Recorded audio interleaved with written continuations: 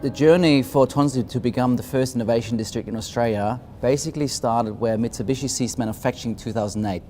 So Mitsubishi was one of the first car manufacturers who ceased manufacturing in Australia, and therefore this made us one of the first innovation districts to be created. But before this happened, there was a big question mark what to do with this site. And in fact, it's a 61 hectare large site, so it's fairly large.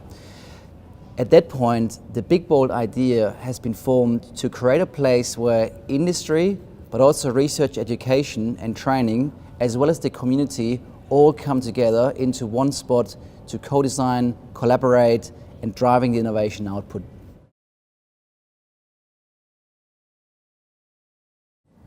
One thing that is really important to highlight for people to understand why people collaborate at Tonsley is to describe what an innovation district actually is. And I want to answer that by saying that we follow a model from the Brookings Institute in the US that says a successful innovation district comprises of three core assets. A, the physical asset, B, the economic asset, and C, the networking asset. So what I might mean by that when I break it down, the physical asset is really the space we're in. And our ambition with the Tonsley project is to create a space that often is referred to as a collision space, where it's purposely designed to get people out of their offices and bump into each other at central locations like the cafes and other areas on a regular basis. That is a way how you actually drive those interactions that lead to collaboration. So the physical asset is important. Otherwise, even if you're on the same site as a research organization and a business, if you have a canteen up in your floor and you have a canteen down in the other building, you're never going to talk to each other. The physical asset is therefore quite critical. The economic asset is equally important. So who are the organizations who are on site?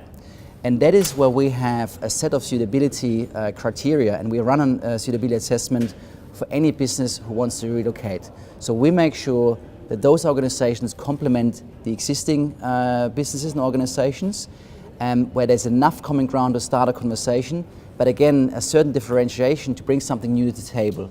And that is key, and that is basically covering this economic asset. The third piece, and most importantly, besides creating an interesting space, making sure that you have the right players in that space, is to continuously, every day, facilitating those industry research collaborations to actually then drive those and drive the innovation output. So what I mean by that is we actively hold town hall meetings, getting people together on a regular basis, especially have onboarding programs for the new organizations to come on board so you get to know each other. And in addition to that, we expose Tonsley to a lot of trade missions and foreign delegations, something we work quite hard particularly. So if you as an organization make the decision to relocate to Tonsley, you're highly visible to the outside world, and by growing the Tonsley brand globally, that is now reflected that people come from around the world and have a look, and that opens doors to new markets and opportunities.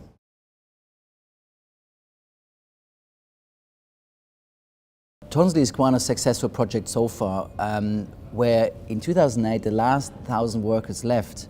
We, in around 2017, got back to 1,000 people coming to work at Tonsley, but no longer there's one big employer employing thousands, but lots of smaller businesses, from a startup one-man band to large organizations such as Sage Automation, who relocated to Tonsley just a couple of months ago with about 100 or even more staff, which is a great and brilliant addition to Tonsley overall. So beside all the innovation buzzword, what Tonsley actually does, it creates the jobs of the future. We transition literally from the traditional manufacturing into the more high-value manufacturing, and we now see this with the numbers growing on site and businesses being committed to come on site and being part of that development.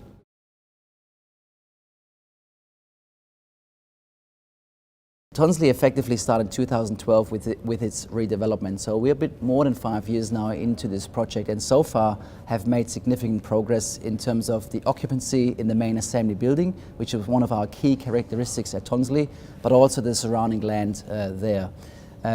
Key things for the future is now the further expansion and growth of the residential development delivered by Peat Limited, which should house about 1,200 residents in 850 dwellings, which is a significant contribution to Tonsley to truly turn the site beyond 9 to 5.